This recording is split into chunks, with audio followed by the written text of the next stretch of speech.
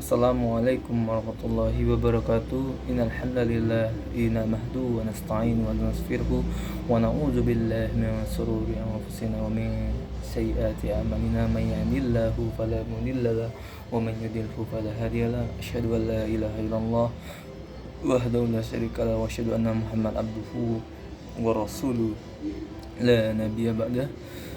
Puji syukur kita kehadirat Allah Subhanahu wa taala yang mana hingga saat ini masih berkenan memberikan kita nikmat yang tak terhingga banyaknya, mulai dari nikmat iman, nikmat Islam, dan nikmat bersifat duniawi. Salawat serta salam tercurah limpahkan kepada baginda Nabi besar kita Nabi Muhammad sallallahu alaihi wasallam, yang dimana kita nantikan syafaatnya di yaumil kiamah nanti. Amin ya rabbal alamin. Adanya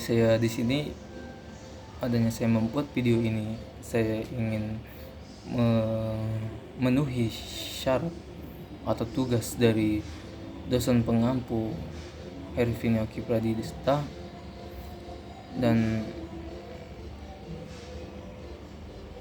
saya di sini ingin menjelaskan bahwasanya bangunan hukum Islam yang ada di Indonesia.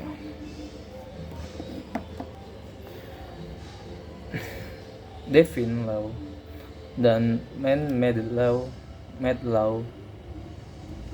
sebagai teori hukum Islam dikategorikan sebagai divine law karena aturan-aturan yang di dalamnya dibuat langsung oleh Tuhan untuk mengatur kehidupan manusia yang ada di dunia.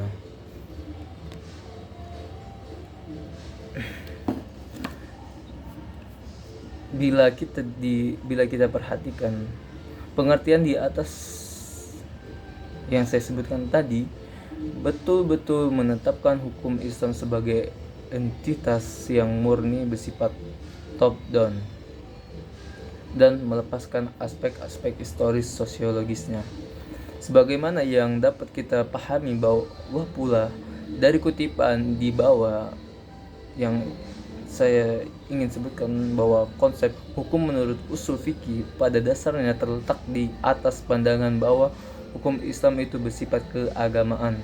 Secara periode paling awal sejarah Islam, hukum telah dipandang sebagai keluar yang merupakan bagian dari syariah. Adapun syariah sebagaimana telah dijelaskan adalah pola tingkah laku manusia yang diatur oleh Allah Subhanahu wa taala.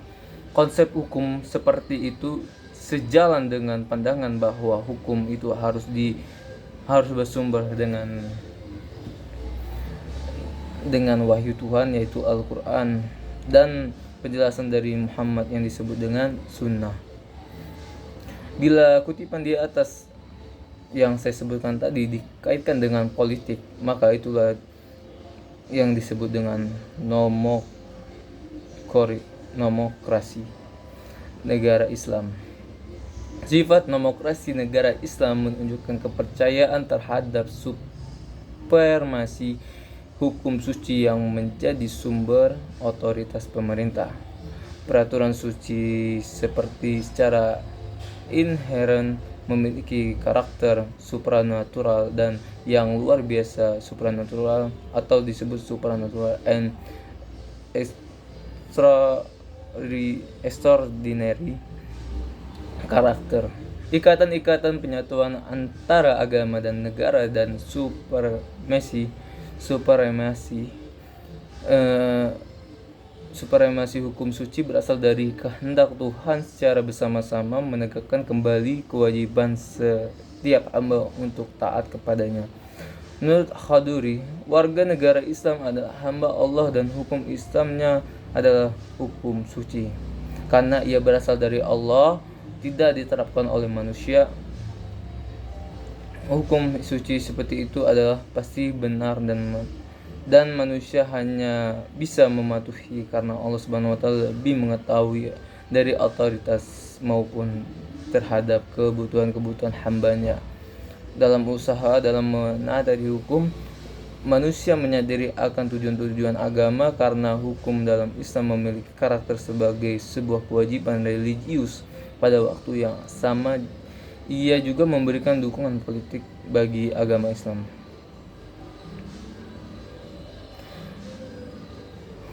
perkembangan hukum Islam yang ada di Indonesia. Pada bagian ini kita akan mendiskusikan relevansi epistemologi hukum Islam Indonesia dengan pembangunan hukum Islam Indonesia dengan pembangunan nasional.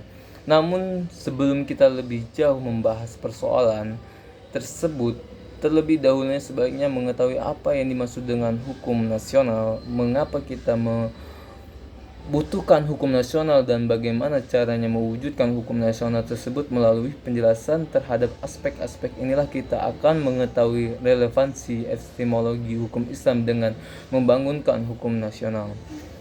Pembangunan hukum di Indonesia dalam rangka membangun sistem hukum nasional. Pemerintah menerapkan kebijaksanaan untuk memanfaatkan 3 sistem yang eksis living law di Indonesia, yaitu disebut dengan hukum adat, Islam dan Barat atau Belanda sebagai bahan bakunya. Ketika sistem hukum sangat kontribusi dalam pembangunan hukum nasional, tantangan hukum nasional Indonesia harus mengandung ciri yang pertama adalah berwawasan kebangsaan dan berwawasan Nusantara, mampu mengakomodasi kesadaran hukum kelompok etnis, kedaerahan, dan keyakinan agama sejauh mungkin berbentuk tertulis dan terunifikasi, dan yang keempat bersifat rasional yang mencakup rasional, efisiensi nasional, kewajaran atau rasio, dan rasional, kaidah dan nilai, responsif terhadap, dan yang kelima adalah responsif terhadap perkembangan aspirasi dan ekspektasi masyarakat. Perkembangan hukum di Indonesia, sarana dan prasarana, berdasarkan menjelaskan di atas, tampak sekali dalam hal menetapkan kebijakan hukum di Indonesia. Pemerintahan telah menjadikan hukum Islam sebagai bagian dari hukum nasional. Jadi pemerintah sudah menjadikan hukum Islam ini sebagai hukum nasional. Kondisi seperti ini tidak semata-mata terjadi di Indonesia, tetapi terjadi pula di negara-negara yang beragama Muslim, baik yang memiliki konstitusi Islam maupun yang tidak memilikinya.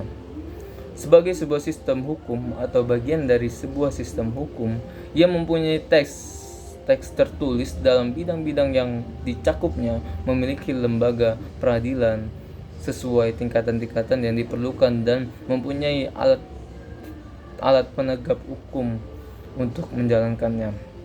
Mungkin itu saja yang dapat saya sampaikan dari hukum Islam yang ada di Indonesia. Kurang lebihnya saya wabillahi taufiq wal hidayah. Wassalamualaikum warahmatullahi wabarakatuh.